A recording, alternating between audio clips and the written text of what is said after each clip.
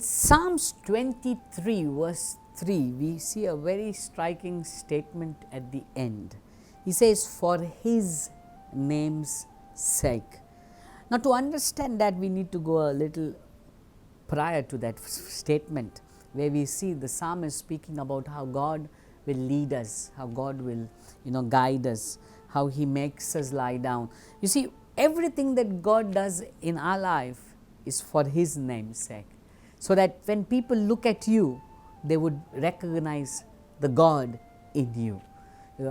That means our life reflects the God that we serve. Our life reflects the God in us, how we live. So when you see in Psalm 23, he says, he restores my soul. In verse 3, the beginning, he says, he restores my soul. Now in life, many a times the soul is that part of our life, is the mind, the will and the emotion. And in life, many a times our soul is crushed because of bitter experiences, crushed because of negative things that people have put, crushed because of broken relationships, crushed because we are hurt with our parents or with our children.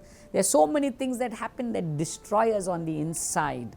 But the thing about God is, when you begin to connect with God, he begins to touch us on our inner man. He begins to heal our emotions. He begins to heal the pain that you've been through. He begins to heal the fears. He begins to heal the hurt on the inside. Why? So that the life that we then begin to live reflects his name. That's why when we meet God, we cannot carry the old baggages. We cannot live the past life today in God, because he cleanses it all. In Matthew 11:28, he says, come to me all who are tired and heavy laden, and I will give you rest. That means he says, come to me all you are tired and heavy laden. And then he speaks further, take my yoke upon you. That means give up your yoke.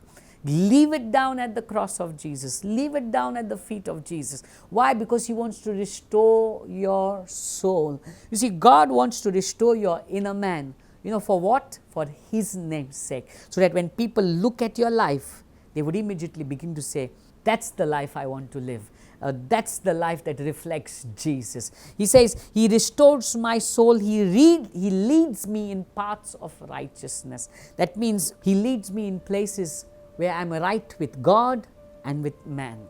A path of righteousness, a path that our conscience is alive. Our conscience begins to speak to us. You see, in the world today, the conscience is dead. People rob and they are not worried. They find that nothing is wrong. People envy or jealousy, and they feel, they begin to gossip, complain, get bitter with others, and they don't find it anything wrong with that.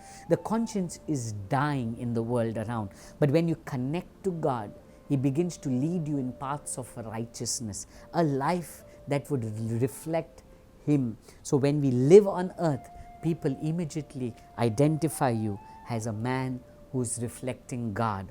In the previous verse, in verse 2, he says, he makes me lie down in green pastures. That means when I'm blessed, it reflects who God is, the God that I serve, for his name's sake. So if I'm blessed for his name's sake. He gives me rest beside still waters. That means even in the storm, I can rest. Why? For his name's sake. So my life shows who he is. Today I want to encourage you. Are we living a life for his name's sake? Is your life reflecting who God is? Because he will do amazing things for his name to rise in your life. But all you need to do is open up your heart and let him work in and through you. He will stir up your consciousness, your inner voice, so that you walk in righteousness. He will heal your inner soul, your struggles, your pain. He will heal it. He will restore you. Not just that, he will also give you abundance, your blessing. Your life will be blessed.